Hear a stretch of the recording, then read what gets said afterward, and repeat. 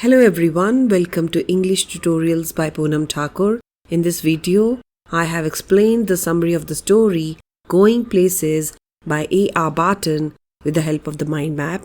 So let's get started. About the author, A.R. Barton is a modern writer who lives in Zurich and writes in English. In the story Going Places, Barton explores the theme of adolescent fantasizing and hero worship. The story dwells into themes of ambition, identity, and the challenges of growing up, highlighting the disparity between dreams and the harsh realities of life. Let me tell you about the main characters in the story. Sophie, the story's teenage protagonist, leads a difficult working-class life but often escapes into fantasies of a glamorous and wealthy future. Geoff is Sophie's older brother. The oldest child in the family, he's a mechanic who has a motorcycle, and to Sophie, this appears to give him freedom and a glamorous life. His quiet, reserved nature fascinates Sophie. Next main character is Jansie. She is Sophie's friend and their families are close. While both come from working class background, Jansie is more practical and grounded than Sophie. Next character is Sophie's father, whose name is not revealed, serves as the story's antagonist. He works in a manual labor, returning home each night tired and covered in dirt. He treats Sophie with contempt, scolding her for telling wild stories and dismissing her ambitions and dreams.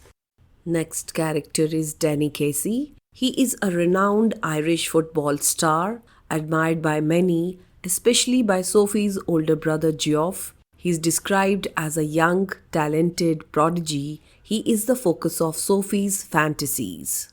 Let's move on to setting of the story. The story is set in a modest home in a small town where the constraints of the environment shape Sophie's reality and dreams. The settings contrast Sophie's internal world, that is her dreams, with the external world, that means her actual living situation. Plot focuses on Sophie's imaginary world. Sophie daydreams about traveling and going places, imagining herself in exotic locations and scenarios. She visualizes a life of freedom and excitement, far away from the monotony of her daily routine. Till now, children, we have discussed all the important elements related to the story. Now, we are diving into Going Places by A.R. Barton, a beautifully crafted tale that explores the dreams, aspirations, and challenges faced by a young girl on the verge of discovering her true potential. Join me as we follow her journey of self-discovery, where ambition meets the reality of unexpected obstacles. Let's get started. The story begins with Sophie, a typical teenage girl with big dreams despite her family's financial struggles. Story explores the contrast between dreams and reality, as well as the relationship between the protagonist and her environment. Sophie's dreams versus reality. On the way home from school, Sophie tells her friend Jansie of her future aspirations to own a boutique or to be an actress. And Jansie responds that Sophie's ambitions are unrealistic and that she needs to be more practical.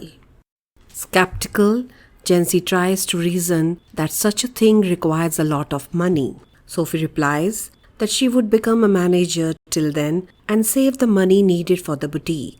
Jansie again contradicts her childish dream by saying that she will not be made a manager straight off. Sophie keeps on dreaming about her boutique and says that it will be the best in the city. Jansie, who knows that they both are destined to work in the biscuit factory, feels sad when Sophie talks like this and she asks Sophie to be sensible. Family's response to her dreams. Sophie enters her house talking about money. Her father retorts by saying that if she ever manages to get some money, she should buy a decent house first. Her little brother Derek mocks her by saying that she thinks money grows on trees. Sophie's mother sighed helplessly at her daughter's unrealistic ambition. Family status, lower middle class. Sophie comes from a lower middle class family where the father worked as a manual laborer to make both ends meet. They lived in a small house that choked from the steam emanating out of the stove and had washing piled up in a corner. Sophie wanted to break free from this atmosphere. Geoff, Sophie's sanctuary from the harsh surroundings. Geoff, an apprentice mechanic, was Sophie's elder brother who hardly ever spoke to anyone in the family. We can say he was a man of few words. She went to look for her brother Geoff. He was kneeling on the floor in the next room, tinkering with a part of his motorcycle. He was 3 years out of school, traveling to his work each day to the far side of the city. Sophie suspected areas of his life about which she knew nothing, about which he never spoke. Geoff's world remains a fascination for her simply because it is unknown to her. Sophie wishes to be admitted more closely into her brother's affections, hoping that someday he might take her along with him to the unknown places that has so far remained out of her reach.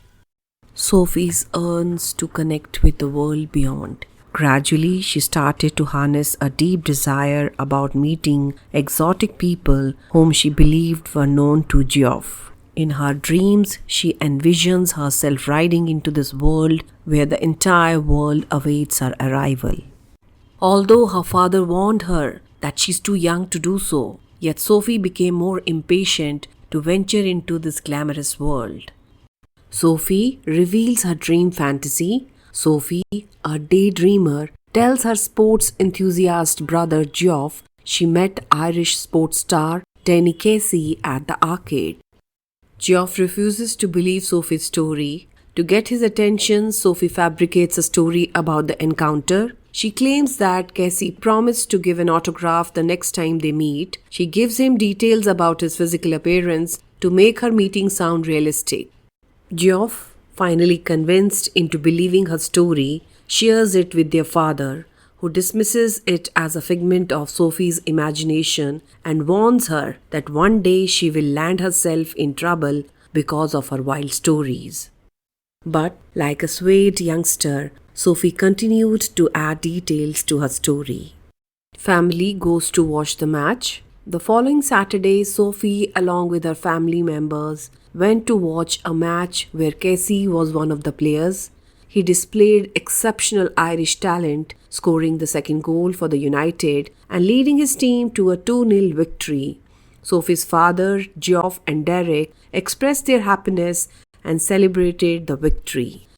Jansie probes Sophie about Danny. Sophie startled to find that Jansie knows of her meeting with Danny Casey. She makes attempts to cover but fails. She admits to Jansie that she met the celebrity but couldn't get Danny Casey's autograph due to lack of pen and paper. Sophie explains to Jansie that the meeting was incidental and she doesn't want anybody to know about it. Although Jansie didn't believe her, she promised not to reveal the secret. Sophie's dream world. After dark, she strolled by the canal, a quiet path lit only by distant lamps. The hum of city faded as she sat on a wooden bench beneath an old elm and waited for Danny Casey at her favorite spot, away from din and rush of the city. She imagined Casey's arrival and her own excitement to such details that her thoughts made her feel miserable. She finds herself struggling between her dreams and the reality. She tries to balance prospects of his coming with the prospects of his not coming, and these thoughts made her feel sad. The dream shattered. Sophie's make-believe world was shattering and she knew that she could not carry this lie any further. But this young girl was so embroiled in her dream that she refused to accept the truth and thought about how she would face her family when she would inform them that Casey did not reach the designated spot for the promised meeting. Geoff would be disappointed and others would doubt her. Sophie retreats into her fantasy world again. Afraid of facing the bitter truth, she once again withdrew into her imaginary world and dreamt of meeting Casey and talking to him. even feeling his presence and romanticizing the only time she had met him in person during the match.